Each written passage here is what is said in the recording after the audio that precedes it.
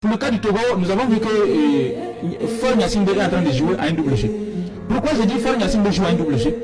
Nous avons demandé l'extradition de Damiba, il ne nous a pas encore donné Damiba. Si Gnassingbé veut adhérer à l'AES, la première des choses à faire, c'est de donner Damiba. Deuxième chose, s'il veut adhérer à l'AES, qu'il dénonce les accords avec la France. Parce que nous ne pouvons pas accepter une armée qui collabore avec l'OTAN à 100%. Et qui va adhérer à l'AES, ce n'est pas possible. Il faut qu'il dénonce ces accords-là. Ça, c'est tous les coopérants militaires, les conseillers militaires dans toutes les administrations du Togo avant d'adhérer à l'AES. Troisième des choses, il faut qu'il se réconcilie avec son peuple. Parce que la dynastie Gnassingbé a trop fait souffrir le peuple togolais jusqu'à aujourd'hui. Et donc nous ne pouvons pas accepter l'adhésion de Faure Gnassingbé à l'AES pour sauver son fauteuil au détriment du peuple togolais. Cela n'est pas possible. Un dirigeant qui ne se réconcilie pas avec son peuple ne peut pas adhérer à l'AES. Nous-mêmes, peuple, on ne va pas accepter. Parce que l'AES n'est pas un syndicat des chefs d'État comme la CEDEAO. Non, non, non. C'est l'AES des peuples. C'est pourquoi la CEDEAO a été créée. Donc le peuple doit veiller sur sa chose.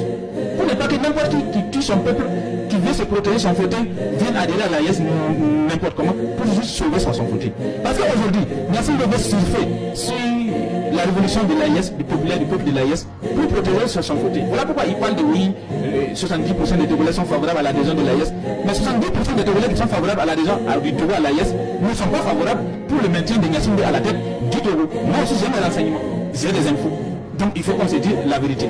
Donc c'est pour dire simplement que Faure Gnassingbé, s'il est honnête avec nous-mêmes, il doit se réconcilier avec sa population.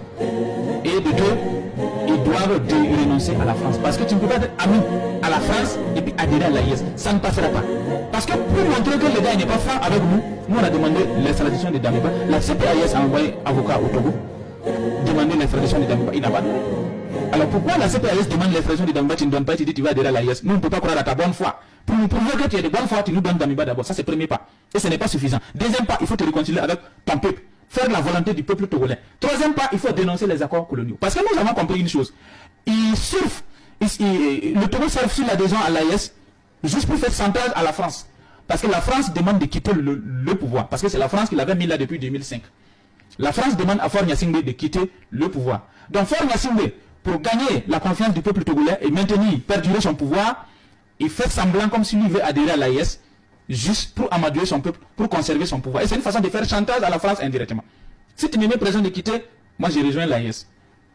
Donc tu me laisses, on se soutient, on continue dans notre hypocrisie, dans notre mariage d'hypocrisie. Si tu refuses, je vais aller à l'AES. C'est une façon de faire chantage à son maître colon.